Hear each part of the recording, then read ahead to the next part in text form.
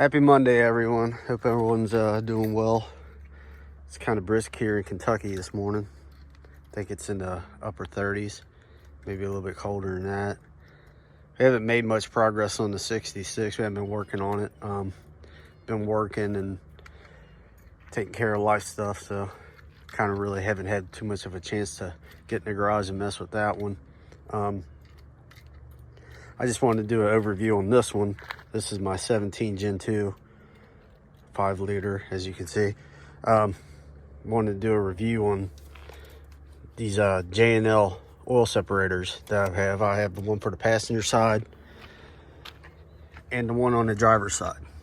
And this one over here is kind of weird the way it's set up, because it goes down, it's underneath my airbox, and it connects right here onto the inlet tube into the throttle body. Whereas this one connects directly onto the throttle body or the inlet manifold, the air intake plenum, should say. This one normally fills up with oil. That one I've had it on here for about maybe a year, and I've never gotten to drop a blow-by out of that. So I haven't checked this one in a while. I'd probably put maybe 3,000 miles on it. So there's Jacob firing up his bike. So I haven't checked it. I normally check it every time I put fuel in it, but I've gotten lazy on it. So let's see how much blow-by I've got. Yeah, that's about 4,000 miles worth. And I think this is I want to say a 4 ounce canister.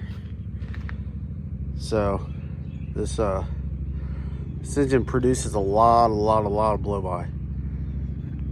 So now I'm gonna set this one here. Hopefully I don't spill it all over my car. So that's the passenger side. Let's see if there's anything in the driver's side.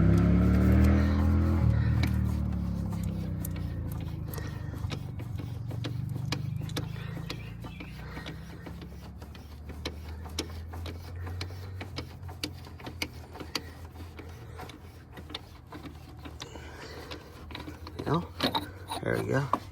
Not a drop. And I've checked this to make sure that it's breathing through. Took it off, took the air compressor to it, made sure it was blowing air through here, and it is. Just for whatever reason, this side doesn't capture any blow-by. So I'm assuming the majority of it, because of the vacuum, is going through that side because it's directly into the air intake plenum. So there's a lot of vacuum there. This one probably not so much, unless you're on, wide open throttle or something, because it's pre-throttle body. So, but yeah, I could tell. I mean, it's minimal, but you don't want that going back into your engine. Your valves will carbon up, and it lowers the octane of the fuel, and it lowers the performance of the vehicle. I mean, it's a stock car. This car's stock. It's there, other than the oil separator, and I deleted the resonators off of it, put an H pipe on it, and I've got Roush axle backs on it. Other than that, the car's stock. So performance wise, I mean, that's not what it's for. It's to separate the blow-by from going back into your engine. That's the primary function of a catch can or oil separator, whatever you want to call it. So it's to prevent the valves from carboning up, because I believe this engine is just direct injected. It don't have the secondary injectors in the intake to wash over the valves like the Gen 3 has. But